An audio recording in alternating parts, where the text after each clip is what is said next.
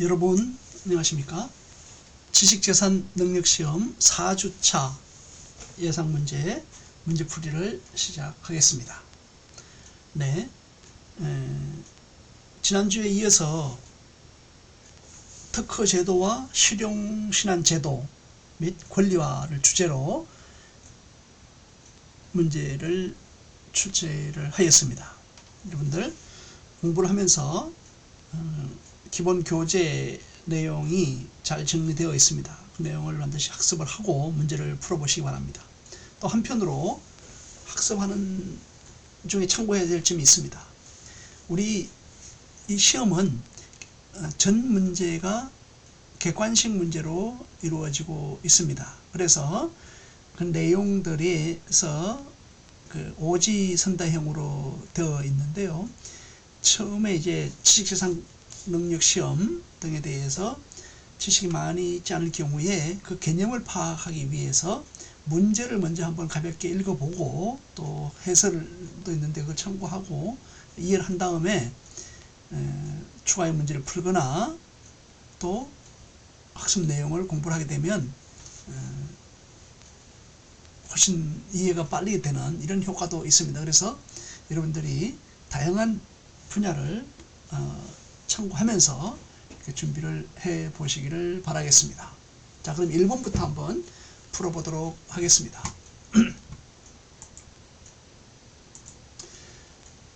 다음 중 특허법의 기본 원칙에 해당하지 않는 것은 이렇게 되어 있습니다. 특허법의 기본 원칙이죠. 이것은 난이도 중이라고 표시했는데 이것은 이제 여러분들이 참고를 하면 되겠습니다. 이 정도 문제가 나오게 되면 요즘 이렇던 기준을 풀어야 되겠다 이런 생각을 하면 될 것 같습니다.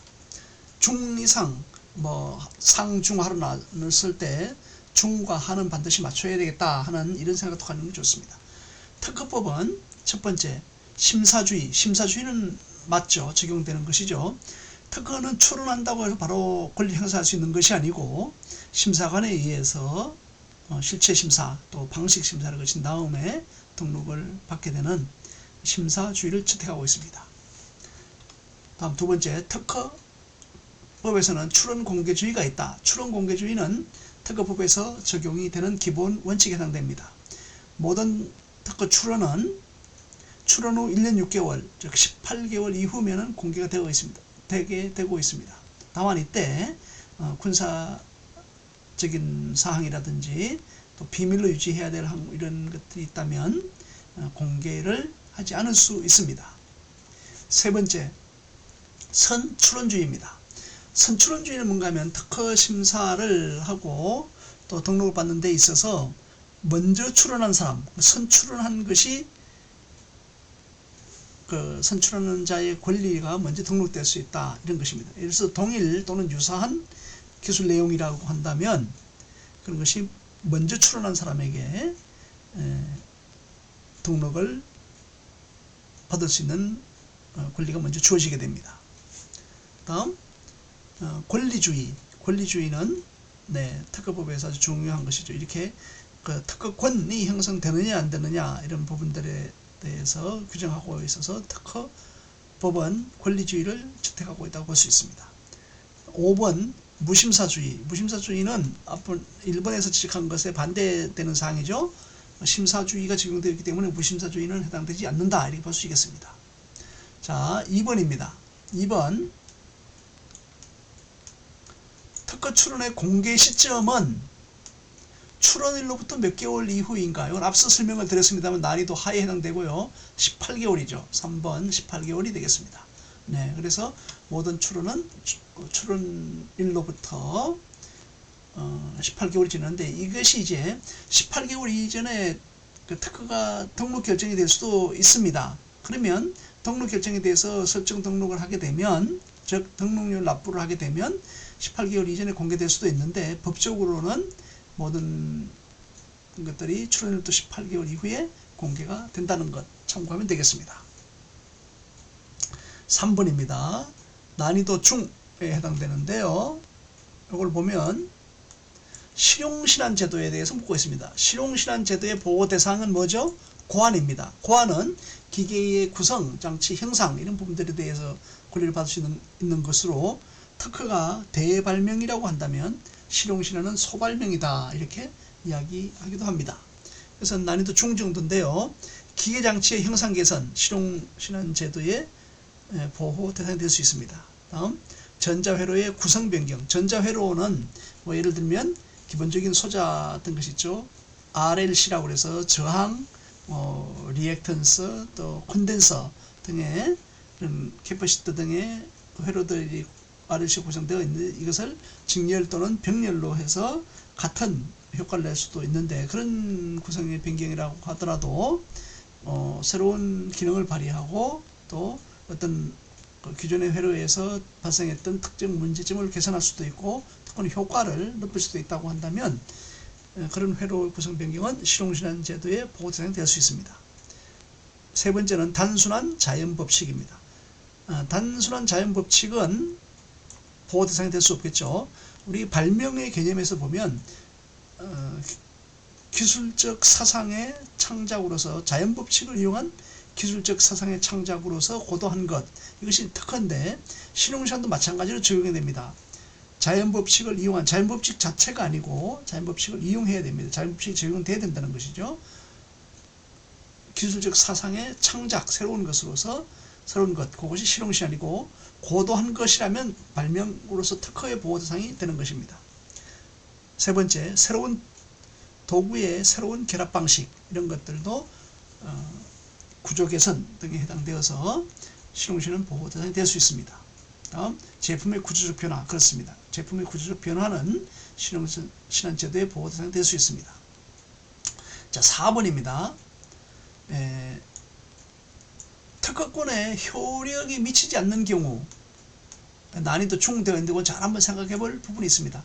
특허권에 효력이 미치지 않는 경우, 자, 1번 한번 볼까요? 특허 출원 발명이 이미 공개된 경우, 핵심 공개된 경우, 공개된 경우라고 하더라도 이것이 등록되어서 또 특허권을 가진다고 그러면 효력이, 특허 발명이라고 하는 것은 발명이 특허된 것을 특허 발명이라고 합니다. 그 특허 발명이 이미 공개된 경우는 특허권이 있기 때문에 또 반드시 또 효력을 발휘하려면 공개가 돼야 되는 그런 점도 있습니다. 이것은 특허권의 효력이 미친다 이렇게 볼 수 있습니다. 두 번째, 출원된, 이번엔 특허 발명이 아니죠. 출원된 특허가 거절된 경우, 이건 어떻겠습니까? 이것은 문제와의 차이점 잘 한번 봐야 됩니다. 문제에서는 특허권은 이미 특허 등록된 것을 말하는 것이죠. 그것이 얘기를 하는 효력이 미치지 않는 경우를 묻는데, 출원된 특허, 그러니까 특허권이 아직 없는 경우에 거절됐으면 특허권이 없는 것이죠. 그러니까 이 문제에 해당되지 않는 것입니다. 이런 경우에 혼동되는 2번을 정답으로 고를 수 있는데 요즘은 아니다는 것 유념해 주시기 바랍니다. 세 번째, 특허권이 소멸된 경우, 소멸된 경우는 효력이 미치지 않겠죠. 그래서 3번이 정답이 되겠습니다. 4번, 특허 침해 소송에서 패소한 경우, 이것도 좀 혼동될 수가 있겠죠. 특허 침해 소송은 뭔가 하면은 특허 등록권이 있을 때 제3자에 의해서 해당 특허의 청구항 또는 권리가 내 권리를 침해한 것인지 아닌지 이런 거를 다투는 소송이 특허 침해 소송이고 특허 법원에서 소송을 진행하게 됩니다. 이 경우에는 중요한 것이 침해 소송에서 패소하는 것이지 특허권이 자체가 특허권이 없다 이런 것은 아닙니다. 이것은 침해에 주장을 한 부분, 이 부분이 적용 안 된다는 것 뿐이지 특허 권리가 무효가 되거나 이런 것은 아니라는 것입니다. 특허 무효 소송에서 패소한 경우가 아니라는 것이죠.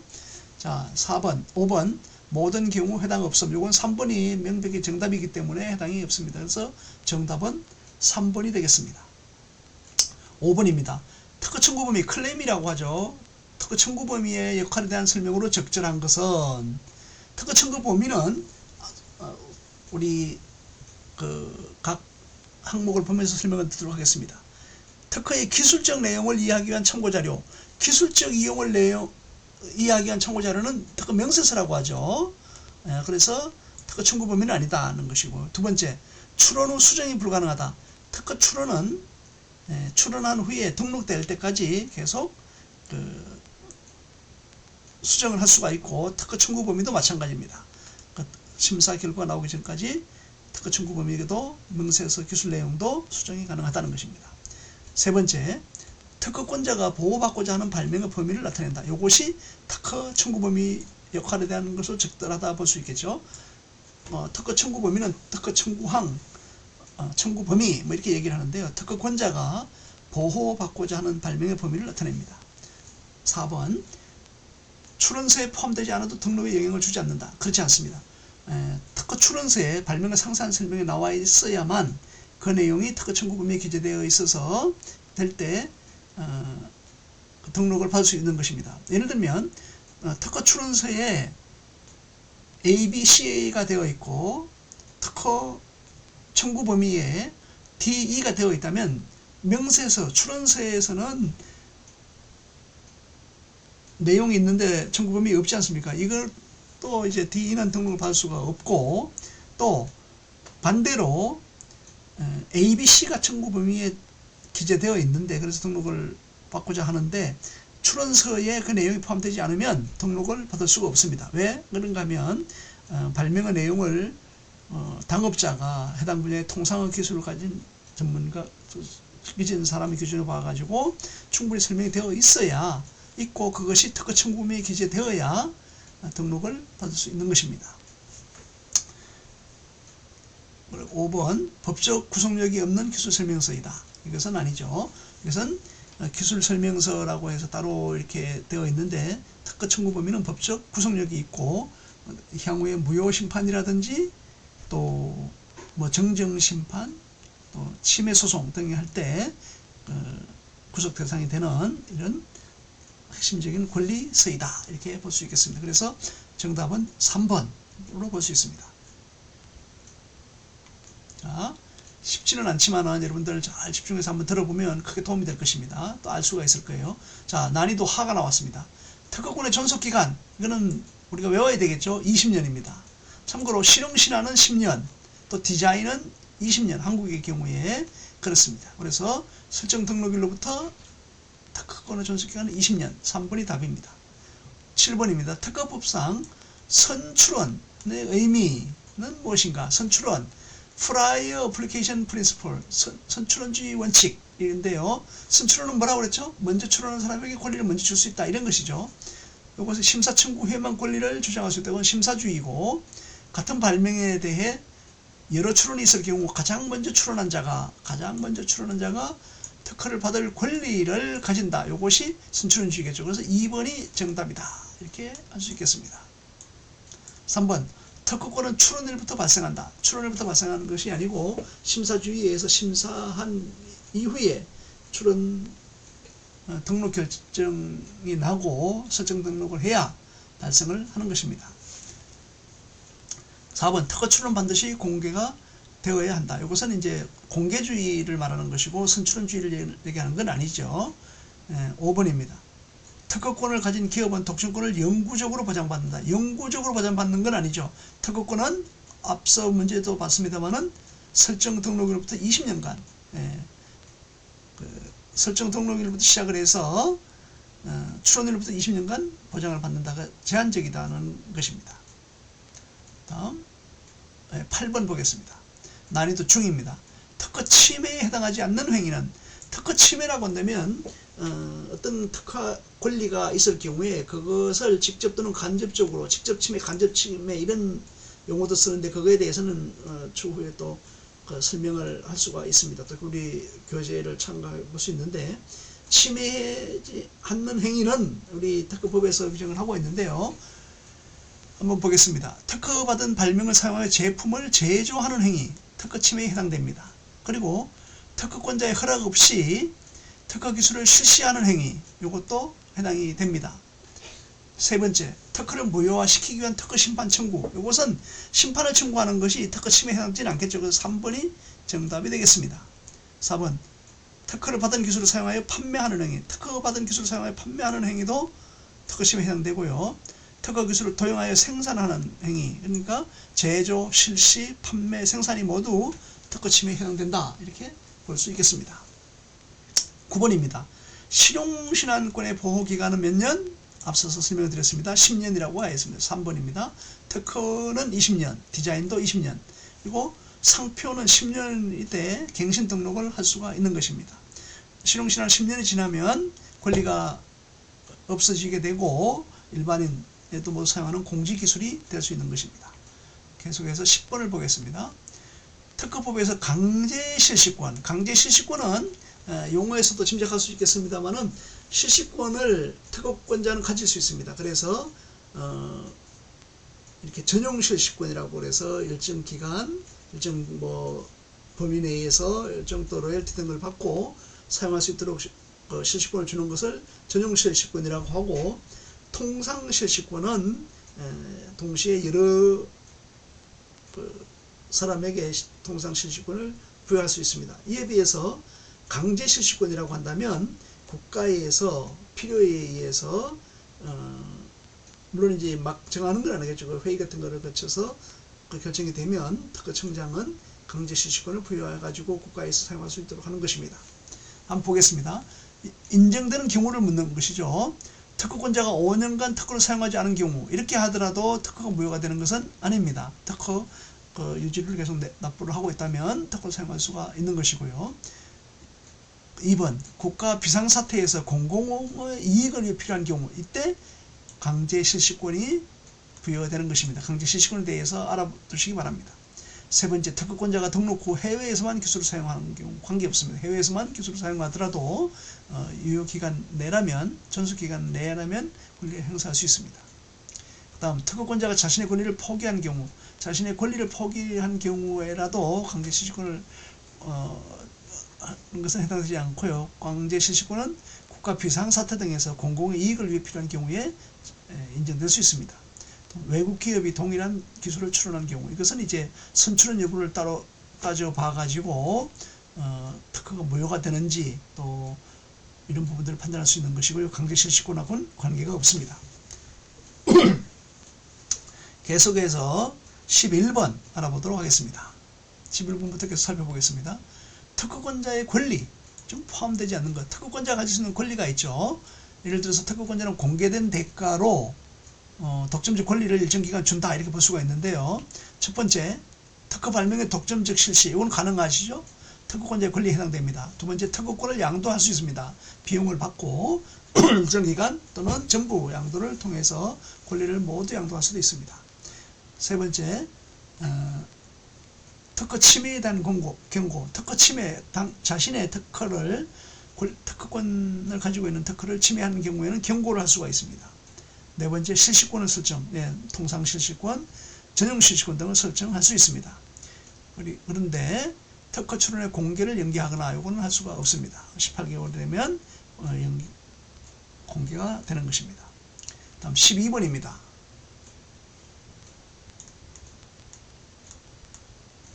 특허 출원의 심사 절차. 특허 출원은 심사주의를 거쳐서 출원한 이후에 순서에 의해서 심사를 진행하게 됩니다. 난이도 고인데요. 심사 절차에 포함되지 않는 것은, 심사를 하기 위해서는 출원 심사를 청구해야 됩니다. 이것은 출원만 했다고 심사를 하는 것이 아니고 별도의 심사 청구를 신청을 하고 또 거기에 관련된 비용도 납부를 해야 되는 점들이 있습니다. 두 번째는 명세서 기재 요건을 심사하는 것입니다. 명세서 기재 요건, 발명의 출원서, 그 명세서 부분이 있지 않습니까? 여기에 발명이 그 당업자에게, 해당 분야의 통상의 기술을 가진 사람에게 충분히 이해될 수 있도록 상세하게 기재되어 있는가, 또 특허 청구 범위와 서로 내용을 지지할 수 있도록 기재되어 있는가, 오탈자 이런 부분들이 없어서 명확하게 기재되어 있는가, 이런 요건들이 있는데요. 명세서 기재가 명확하지 않으면 심사 절차에서 거절을 받을 수 있습니다. 그래서 출원의 심사 절차에는 명세서 기재 요건 심사도 포함됩니다. 다음, 특허 출원할 때 출원 공개 제도가 적용이 됩니다. 18개월 후에 공개될 수 있고, 또 이때 조기심사, 조기공개라고 그래가지고 출원인이 제3자의 침해를 방지하기 위해서 경고장을 보낼 수가 있는데, 이때 출원을 공개할 수 있습니다. 다음, 우선심사 제도, 우선심사, 우선권 심사와 우선심사가 있는데, 같이 출원한 내용에 대해서 심사를 먼저 받도록 하는 것, 이런 부분을 우선 심사라고 할 수 있겠습니다. 5번 특허 등록 후 기술 이전 계약. 이것은 등록 후에 되기 때문에 기술 이전 계약은 심사 절차에 포함되지 않겠습니다. 다음 13번입니다. 특허 출원의 이번에는 거절 이유가 아닌 것은 보겠습니다. 특허 출원의 거절 이유를 보겠습니다. 난이도가 이제 고로 되어 있죠. 신규성이 없는 것. 특허 등록 요건이 신규성, 진보성, 산업성 이용 가능성. 1, 2, 3번이 조금 전에 나왔죠. 이것은 거절 이유에 해당됩니다. 출원자가 한국인이 아닌 경우 이것도 해당되지 않습니다. 외국인이라고 하더라도 한국에 할 수가 있고 또 한국인도 외국에 할 수 있습니다. 마찬가지로 이때 특허 협력 조약이라든지 파리 조약 등에 의해서 상호주의가 적용되는 국가에서 이런 것이 필요한 것입니다. 그 다음 그렇기 때문에 답은 4번이 정답이고, 또 발명이 명세서에 불충분하게 기재된 경우, 앞서 설명을 드렸죠. 기재 불비에 해당되어서 이런 경우에 특허 출원이 거절될 수 있습니다. 14번입니다. 특허 출원의 우선권 주장 제도의 목적은, 우선권 주장이라고 하는 건 우선심사와 달리 우선심사는 출원한 것에 심사를 빨리 해달라고 하는 것이고, 우선권 주장은 어떤 출원을 해놓고 그 선출에 대한 혜택을 받기 위해서 출원을 하고 그 내용을 출원을 빨리 받을 수 있겠죠. 그래서 소급을 받아가지고 경쟁업체 등의 기술보다 빨리 출원했다는 걸 입증해서 등록을 받기 위한 이런 목적으로 사용을 합니다. 출원 절차를 간소화한다. 출원료 권리 보장, 또 이런 것보다는 출원료를 소급 적용하기 위한 것이다. 3번이 정답이 되겠습니다. 출원 공개를 연기, 심사기간 단축 이렇게 하는 것은 아닙니다. 우선권 주장은 예를 들면 2025년 3월 20일 출원을 했다 이렇게 하면 동일한 기술이 3월 21일도 나올 수 있고 뭐 6월도 나올 수 있지 않습니까? 그래서 우선권 주장을 통해서 출원을 해놓고 나서 1년 이내에 그 내용을 보강하거나 또 추가 내용을 추가할 수 있습니다. 그래서 A 내용은 3월 20일 날 하고 또 발명을 계속 연구하다 보니까 동일 발명의 카테고리 내에서 6월 30일 날 출원을 할 수 있습니다. 그래서 A 플러스 B로 해서 출원을 명세서를 수정할 수 있는데 1년 이내에 할 수가 있고요. 그 각각의 판단 기준은 해당 내용이 출원된 날, 그래서 A에 대한 부분은 3월 20일 날로 해서 신규성, 진보성 등을 판단하는 것이고, 또 B 내용이 포함되어 있다면 6월 30일 날을 기해서 그 전에 신규한 것이 있느냐 또 진보성 것이 있느냐 이런 것들을 판단하게 됩니다. 자, 다음 15번입니다. 특허심판원은 특허청에서 결정된 내용을 가지고 판단하는 이런 것입니다. 특허심판원에서는 특허 무효심판, 특허가 무효이다고 하는 심판을 제기하는 것, 또 특허 정정심판, 특허 내용을 정정하는 것, 오탈자가 있다든지 명확하지 않다든지 이런 걸 정정을 하는 심판입니다. 그럼 특허 침해소송 판결, 특허 침해소송은 등록된 특허에 대해서 권리를 침해했다고 하는 경우에 소를 제기하는 것인데 특허 법원에서 진행을 하게 됩니다. 그래서 그 하이어라키를 보면 특허청에서 특허 심사와 결정을 하게 되고 그 위에 특허 심판원이 있고 특허 심판원, 특허 법원이 있습니다. 그래서 특허 침해 소송은 특허 법원에서 하는 것입니다. 특허 심판원에서는 무효 심판, 정정 심판, 권리범위 확인 심판 등을 할 수가 있고 특허 취소 심판도 진행하고 있습니다. 16번입니다. 특허 출원의 정보 제공 제도, 정보 제공 제도는 무엇을 위한 것인가? 이것은 우리가 보면은 정보를 제공을 한다는 특허 출원된 것에 대해서 심사 결과가 나오기 전에 출원된 발명이 기존 기술과 비교하여 신규성이 있는지를 판단하기 위해서 정보를 제공할 수 있습니다. 그렇게 할 수 있도록 규정한 것을 정보 제공 제도라고 하고 있습니다. 17번입니다. 실용신안 제도에서 적용되지 않는 원칙은, 난이도 중으로 보는데 선출원주의는 특허나 실용신안 모두 적용이 됩니다. 또 무심사 등록주의, 이것은 없습니다. 그래서 정답이 2번이 되겠는데, 무심사 등록주의라고 하는 것은 출원된 내용을 등록을 바로 해주고 양 당사자 간에 분쟁이 있거나 이럴 경우에 심사를 별도 한다는 것인데, 현재 이것은 무심사 등록주의는 채택되고 있지 않습니다. 실용신안 제도에서는 공개주의, 실용신안도 특허와 마찬가지로 공개가 되고 신규성의 원칙, 진보성의 원칙 모두 적용이 됩니다. 또 산업상 이용 가능성 원칙도 적용이 되어 가지고 산업상 이용 가능성이 있어야만 실용신안을 등록받을 수 있습니다. 18번입니다. 특허 출원의 명세서에 반드시 포함될 사항이 아닌 것은 발명의 명칭이 포함됩니다. 발명의 상세한 설명 포함되고요. 청구범위 포함됩니다. 출원인의 자격 요건, 도면 이런 건데 출원인의 자격 요건은 명세서에 가는 것이 아니고 출원서에 서지사항을 제출하는 것에 포함이 되는 것입니다. 특허권의 강제 실시권 떠나왔죠. 강제 실시권이 발생되는 경우는 2번 국가 비상사태에서 기술을 활용해야 되는 경우입니다. 자, 20번 마지막으로 보겠습니다. 특허권의 효력이 미치는 대상이 아닌 것은 특허권자가 생산한 제품, 특허 발명의 기술적 내용 해당이 되죠. 특허권이 소멸된 후의 제품, 네, 이것이 정답이 되겠습니다. 특허권에 소멸됐다고 그러면 효력이 더 이상 미치지 않겠죠. 그리고 4번 특허권자의 라이선스를 받은 기업의 제품, 특허권자에게 정당한 라이선스를 받았다면 그 제품은 특허권의 효력이 미치게 됩니다. 또 특허법이 보호하는 발명, 특허권의 효력이 되는 것은 당연하겠죠. 네, 이와 같이 지난 시간과 이번 시간에는 특허 제도와 실용신안 제도 그리고 그 권리화에 대해서 알아보았습니다. 네, 여러분 수고했습니다. 다음에는 디자인 제도에 대해서 알아보도록 하겠습니다. 수고하셨습니다.